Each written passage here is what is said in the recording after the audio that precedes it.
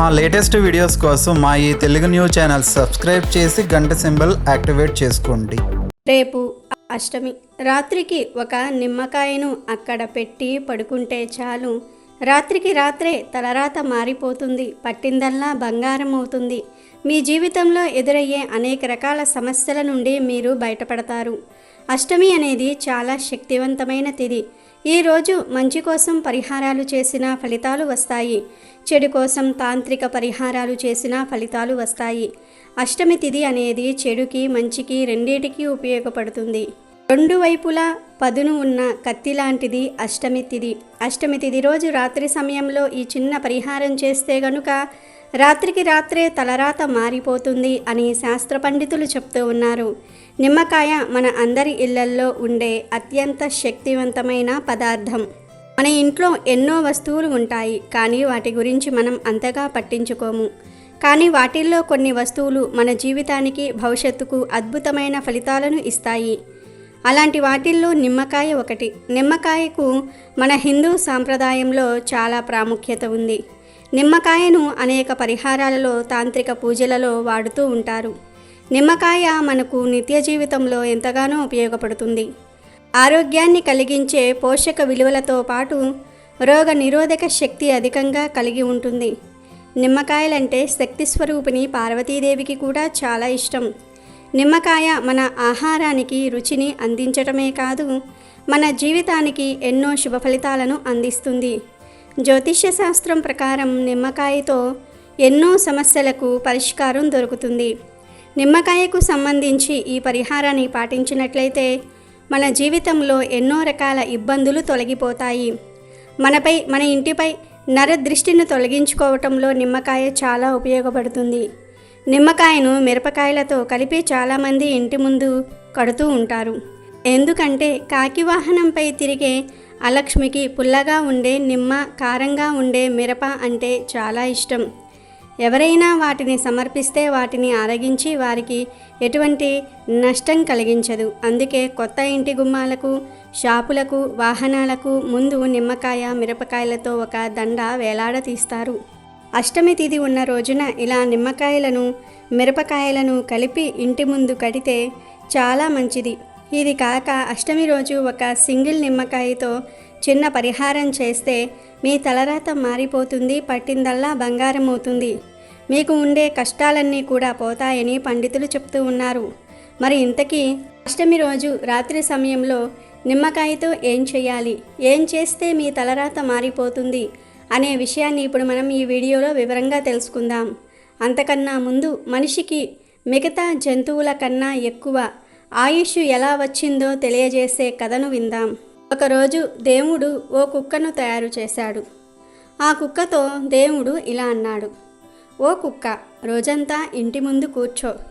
ఎవరైనా తెలియని వాళ్ళు వస్తే అరువు. నేను నీకు 20 ఏళ్ళు ఆయుష్ని ఇస్తాను అన్నాడు.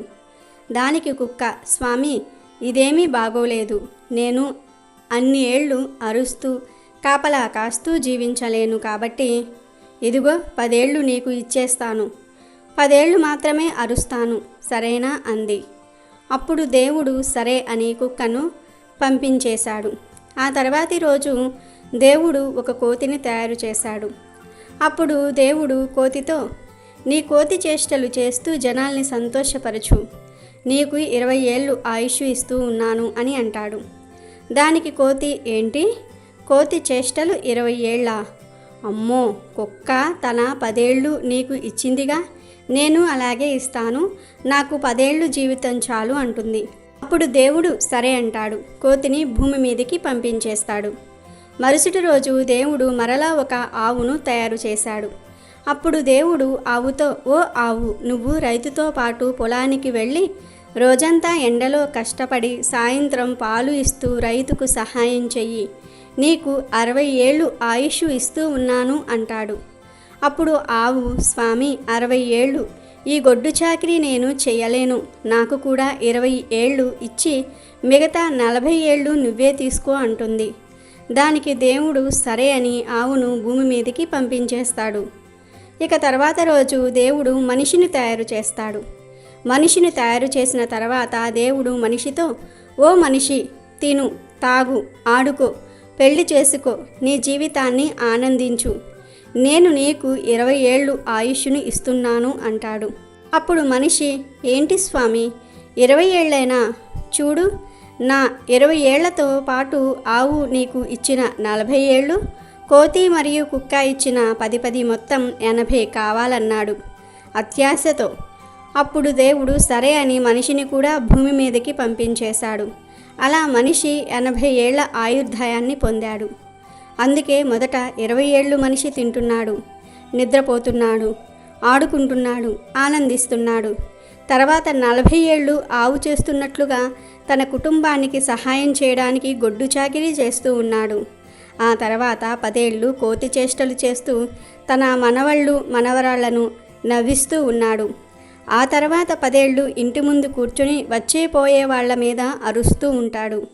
ఇక వీడియోలోకి వస్తే, ఎవరైతే తీవ్రమైన ఆర్థిక సమస్యలతో బాధపడుతూ ఉన్నారో, అనారోగ్య సమస్యలతో దిగులు పడిపోతూ ఉన్నారో, పిల్లలు మాట వినట్లేదని, రాత్రులు సరిగ్గా నిద్ర పట్టట్లేదని వేదన పడుతూ ఉన్నారో, వారు అష్టమి తిథి ఉన్న రోజు రాత్రి సమయంలో నిమ్మకాయతో ఒక చిన్న పరిహారం చేసినట్లయితే ఆ కష్టాలన్నీ కూడా పోతాయని శాస్త్ర పండితులు చెప్తూ ఉన్నారు. అసలు ఏం చెయ్యాలి అంటే ఏమీ లేదు.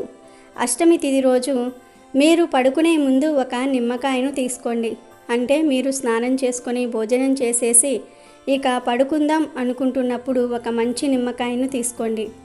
అంటే పుచ్చులు మచ్చలు లేకుండా ఫ్రెష్గా ఉండే ఒక నిమ్మకాయను తీసుకోండి. తీసుకొని ఆ నిమ్మకాయను పైనుండి 4 ముక్కలుగా కట్ చేయండి. అంటే నిలువుగా 4 ముక్కలు కట్ చేయండి. పూర్తిగా కట్ చేయవద్దు. పువ్వు విచ్చులుతూ ఉన్నట్లుగా కట్ చేయండి. ఇక్కడ వీడియోలో చూపిస్తూ ఉన్నట్లుగా నిమ్మకాయను కట్ చేయండి. అలా కట్ చేసిన తర్వాత ఈ నిమ్మకాయను ఒక పేపర్లో కానీ ఒక చిన్న ప్లేట్లో కానీ పెట్టి ఆ నిమ్మకాయ మధ్యలో కొంచెం పసుపు, కొంచెం కుంకుమ చల్లండి. ఆ తర్వాత ఈ నిమ్మకాయను తీసుకుని వెళ్ళి మీరు పడుకునే బెడ్ దగ్గర కానీ లేదా నేల మీద పడుకుంటే ఆ పడుకునే చోట నేల మీద తలవైపు ఈ నిమ్మకాయని పెట్టేసి మీరు ఇక పడుకోండి.